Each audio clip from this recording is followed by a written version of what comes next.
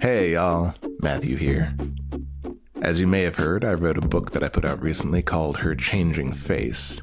Andrew and Jack and I had a discussion about it a little while back. If you'd like to learn more about the book, you can give that a listen. But we also wanted to share an excerpt from the audiobook narrated by Andrew. We're going to share as much as Audible will let us, the first 15 minutes of the book, and it takes place at the opening scene, which is a big costume party that the narrator's hosting at his house. That'll give you a taste of what the book is like. If you like what you hear and want more, you can purchase a copy. We have links in the description. It's in paperback, hardcover, ebook, audiobook, whichever you prefer. If you like the book, I certainly appreciate it if you'd spread the word or leave a review. And I hope y'all enjoy listening to a little bit of Her Changing Face.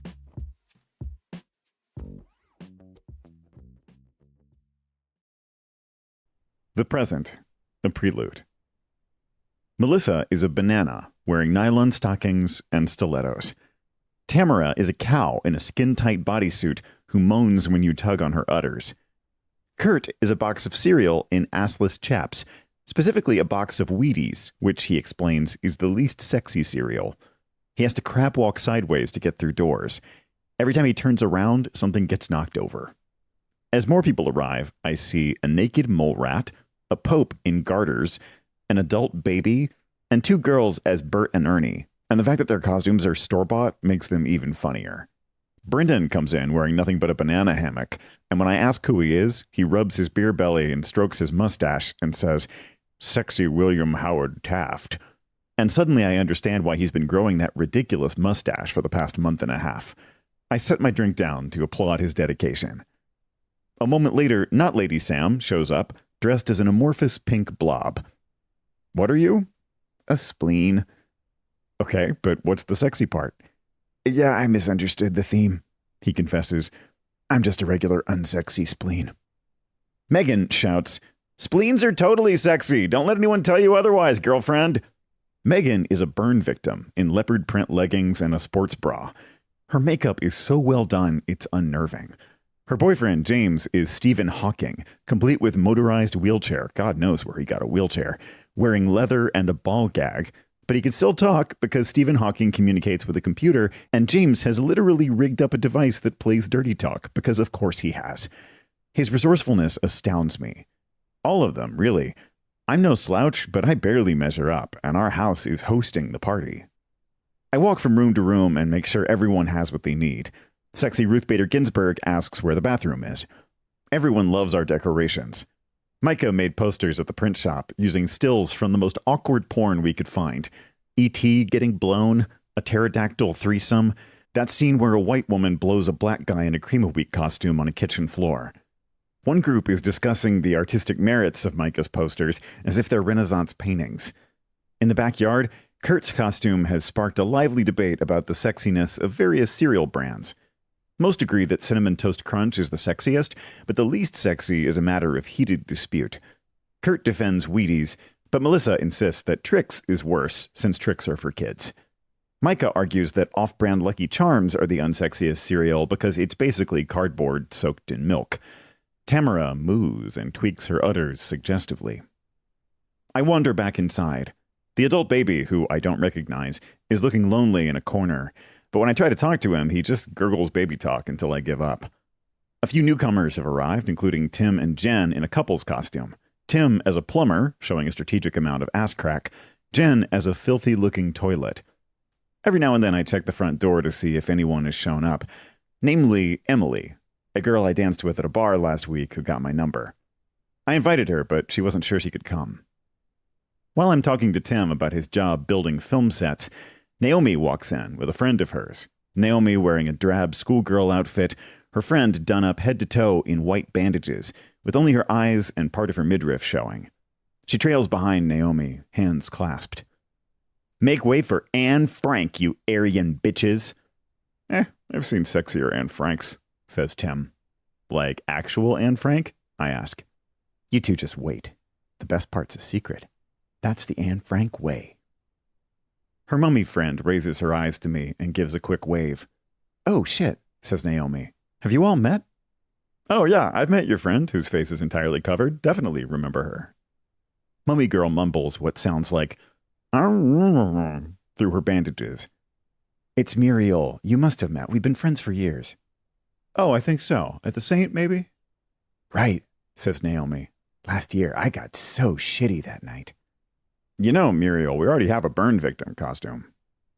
Muriel pulls the bandage down and says, so eagerly it comes out as a squawk, I'm a sexy mummy.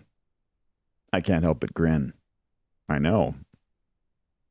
Her face flushes and she puts the bandage back in place, perhaps to hide her fluster. She mumbles something else behind her wrappings.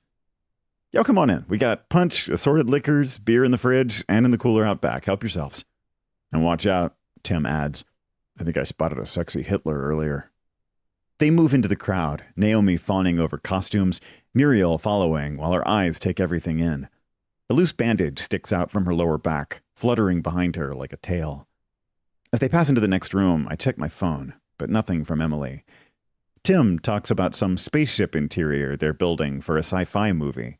At first I'm caught up thinking about Emily, but soon Tim's description draws me in. They're walking through it and it's made of this material from an alien planet that looks organic. Not fleshy, but like a plant or a sea creature. Eventually they realize it's alive. The ship itself is alive. They thought it was abandoned, but it turns out it acts of its own free will. Kind of 2001 meets Solaris? Can't say, haven't read the script. I get all this secondhand, but the set looks, I don't know, it's nuts. The director's really into practical effects. They wanted this spaceship organism to be bioluminescent, so the walls, the corridors all glow. He scratches the back of his head and shrugs. I can't do it justice. You gotta see it yourself. Maybe I can sneak you in one night. You better not flake. His hands go up. No promises. Worst case, you can see the movie when it comes out. I tell him I'm going to make the rounds, and I do another loop through the house. The adult baby is still in the corner, still alone. Who the fuck is he? I take a piss, and as I walk out of the bathroom, Jen goes in, leaving me to contemplate the prospect of a toilet using a toilet. After pouring myself another bullet in the kitchen, I venture into the backyard, where I compliment James and Megan on their, as usual, incredible costumes. It's only now, seeing that enough people have come, hearing laughter everywhere, that the party feels like it's found its footing. I give myself a break and retreat to the back corner of the yard. No word from Emily. It's still early, I tell myself, but I cave and text her anyway. Think you'll come tonight? Don't sweat the costume if you don't have one. I sip my bourbon and watch the clusters of conversation happening in the backyard. Some guy whose name I don't remember, a friend of Tanya's, is an octopus, and his limp tentacles flop around whenever he moves. Micah and Melissa are slapping Kurt's bare ass while he talks to sexy Pope Francis, unfazed. Brendan is describing Taft's sex life in the style of a presidential address. For a while, I just watch it all happen. Things are hitting their stride. Micah sees me standing off on my own and makes a lewd gesture at me. I put my hand over my heart like a love-struck maiden and flutter my eyes at him. After taking a swig of bourbon, I head back inside, and in the hall, Tanya introduces me to a girl named Flor dressed as a sexy clown, and somehow she actually pulls it off. She gives me a good long look while we shake hands, and I watch her as they walk out back. Well, if Emily doesn't show... The kitchen is packed. Why do parties always end up in the kitchen? Lady Sam is here, bearing beer and wearing a sexy armadillo costume. When we spot each other, she sets down her beers and leaps into my arms. By some miracle, none of my bourbon spills. She takes my cheeks in her hands and kisses me. Even cuter than usual, she says as she dismounts to retrieve her beer. I don't know if there's more room in the fridge. I squeeze past Tamara's udders and check the fridge, pushing stuff back to make space. Here. Lady Sam shoves the six-pack in. I have to force the door, but it stays closed. Your namesake's around here somewhere. Of course he is. He's a spleen. Not a sexy spleen, mind you, just a spleen. That suits him. He has the personality of a spleen. The more vociferously you deny your love for him, the less I believe you, I call to her as I back out of the room. She flips me off. In the dining room, Bert and Ernie are sopping up a spilled drink with paper towels. People are taking pictures at the makeshift photo booth we've set up. I can hear Naomi's voice from the next room carrying on some jovial argument, and I watch them talking over each other from the doorway until I notice that she's abandoned her friend, Muriel the Mummy, who's standing against the wall by herself, holding a drink. I lean in to get her attention. You look tense, I tell her, doing my best to sound earnest. She looks at me with concern. No, the party's a lot of fun, I promise. I just don't know that many people. You sure? Looks to me like you're all wound up. I try not to smile, but it's definitely showing a little. She's about to reassure me again when a change passes over her face. She realizes, and I can't tell if she's more amused or exasperated. She purses her lips. Gotta go right for the social anxiety, don't you? If you want to break the ice, you have to hit it where it's weakest. I raise my cup apologetically, and she bumps it with hers. Are you really enjoying the party? I know Naomi can get caught up in her own thing. No, it's good. Some of these costumes are amazing. I've never seen people put so much effort into a costume party. Our friends have a knack for going above and beyond. I was happy with my costume earlier, but some of these put me to shame. Yours is good. I mean, mummies are more conventionally sexy, but you pull it off with elan, I say with a flourish of the hand. How are mummies conventionally sexy? I feel like I see lots of sexy mummy costumes during Halloween. That's the thing, though. Her face lights up with enthusiasm, a quick eagerness about the eyes. Isn't that weird?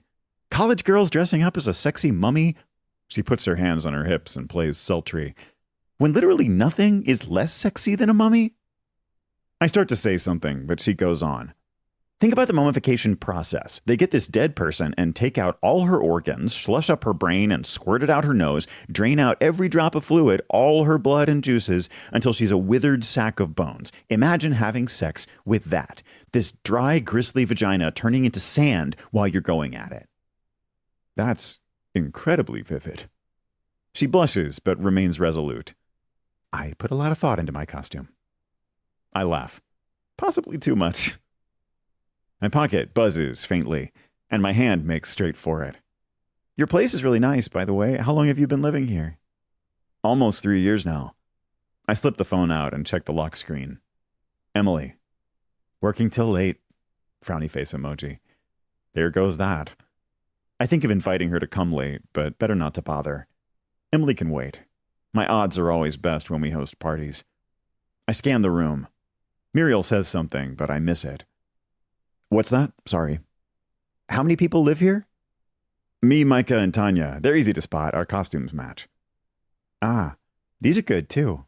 She points to one of the porn stills. I assume that's not your usual decor.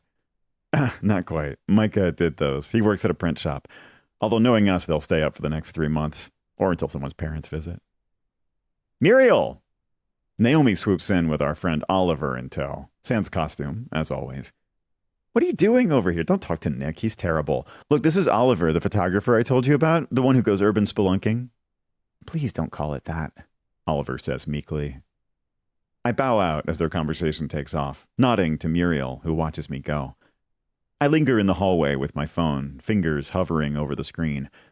After half a minute, I type out, too bad, sometime next week maybe, and hit send before I can second guess it. Time to focus on something else. I meander through the house, exchange a few words here and there, on the lookout for Tanya and her clown friend. What was her name? But Micah stops me before I find them. Think we should start the catwalk? Sure. Most of the people coming are probably here by now. I just want to do it before Tanya gets blitzed. You're a wise man, Micah. I'm on the lookout for her. I'll let her know. 20 minutes? Okay, I think Tanya's out back. In the backyard, Tanya and her clown friend are chatting with the naked mole rat, another of Tanya's friends whose names I can never remember. They're discussing the relative merits of brown and clear liquors. I put my hand on Tanya's shoulder and whisper cryptically, the time is upon us. Already? Soon? Micah and I figured 20 minutes. I look at the attractive clown. Will you be performing? Of course. She has a purring accent. Flor is a lady of many talents, says Tanya. Flor. How did I forget that? I repeat it to myself. Flor, Flor, Flor. How about you? I ask the naked mole rat. Nuh-uh. I'll spectate. I can't compete with this crew. It's not a competition. Except low-key, it's totally a competition, Tanya adds under her breath. I shush her conspicuously. Everyone's a winner at our parties. Some just win more. My phone buzzes again. I tell myself not to check it. That lasts about 15 seconds. It's Emily.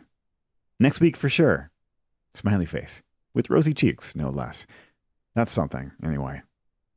You three will perform together? Flor asks. You'll see soon enough. Meanwhile, I gotta go set up. Need help? Tanya asks. It's not much. I turn to Flor. I look forward to seeing you on the catwalk. Du as well? She smiles. I go back inside and find Micah. We clear out part of the living room and unroll a length of red fabric. Micah pins it to the floor with tacks while I cue up the catwalk playlist. Mostly Right Said Fred and Simple Minds, with a few special requests thrown in. I make a sweep of the house, going room to room, telling people we're starting soon, and asking if anyone has a last-minute change to the lineup. Tanya's octopus friend asks if we can wait for Ayumi to arrive. She's about 5 minutes out, he says. I assure him that she has time. We've split the catwalk into 2 segments, planned routines, requested ahead of time, and a free-for-all after. Once everything is ready, I swig the last of my bourbon and drink 2 big glasses of water. I grab Tanya from the back, and while we're alone in the hallway, I say, So, Flor.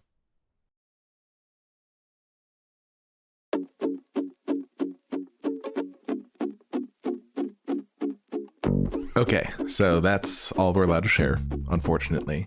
But if you want more, like I said before, you can check the description. You have paperback, hardcover, audiobook, ebook.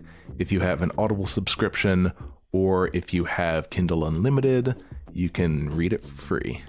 I hope you all like what you heard, and I hope you all buy lots of copies. Let us know what you thought in the comments, and we'll see you next time.